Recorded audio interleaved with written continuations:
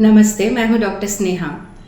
आजकल लोगों को एंजाइटी, हेडेक, स्ट्रेस, नींद न आना, बहुत सारी ऐसी बीमारियां हैं जो मानसिक होती है।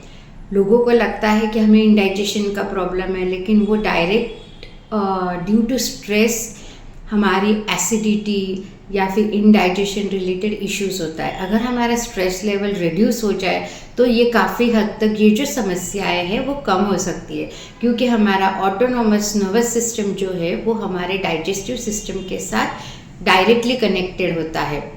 उसमें से अगर स्ट्रेस हार्मोन यानी कॉर्टिसोल हार्मोन एक्सेस सेक्रेट होगा तो आपका डाइजेस्टिव भी हैम्पर हो सकता है, जिससे आपको एसिडिटी, अग्निमांद्य, भूख न लगना, ब्लॉटिंग, ऐसे कई सी चीज़ें के सिम्टम्स आपको दिखाई दे सकते हैं। तो ऐसे में स्ट्रेस रिलीफ करने के लिए आयुर्वेद में बहुत अच्छा और इजी उपाय बताया हुआ है, वो होता है शिरोधारा।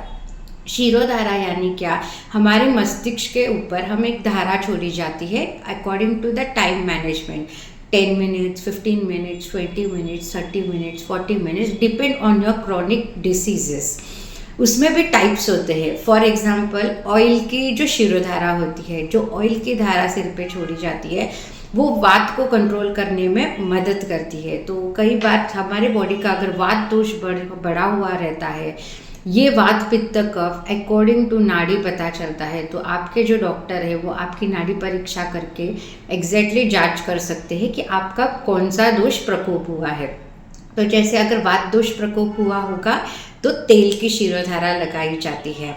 फिर butter milk, medicated butter milk की शिरोधारा लगाई जाती है। वो कूलिंग और सूदिंग इफेक्ट देता है, specially stress, indigestion issue, heat related issue in body, excessive burning sensation body में होना। तो ऐसे में मेडिकेटेड बटर मिल्क की अगर शिरोधारा करते हैं तो उन लोग को काफ़ी रिलीफ मिलता है। यानी अगर कई बार पित्त प्रकोप हुआ होगा तो ऐसे में तक्रधारा ये श्रेष्ठ बताया गया है। बाद में आता है क्षीरधारा, यानी दूध की धारा छोड़ी जाती है। दूध की धारा कई लोगों में पित्त दोष बढ़ा हुआ होता है, एंजाइटी इश्यूज होते हैं, स्ट्रेस इश्यूज होते हैं। तो ऐसे में दूध की धारा ये बहुत उत्तम मानी गई है। स्पेशली हेडेक जिनको होता है, माइग्रेन इश्यूज है, तो उनके लिए क्षीरधारा बहुत ही उपयुक्त साबित होता है। आगे आता है क्वाथ धारा। क्वाथ धारा यानी कोई भी जड़ी बूटी, depend on your disease, decoction किया जाता है। जो जड़ी बूटी है वो डिसाइड की जाती है, उसके डिकॉक्शन का यानी उसका काढ़ा बना के शिरोधारा की जाती है। उसमें कफ रोग होता है, साइनस रिलेटेड इश्यूज होता है, तो उन लोगों को काफ़ी हद तक इम्प्रूवमेंट मिलता है।